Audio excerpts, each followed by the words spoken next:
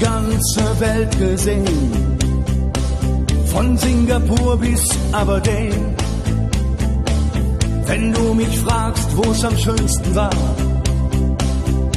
sage ich Sansibar. War eine harte Überfahrt, 10 Wochen nur das Deck geschrubbt, hab die Welt verflucht, in den Wind gespuckt.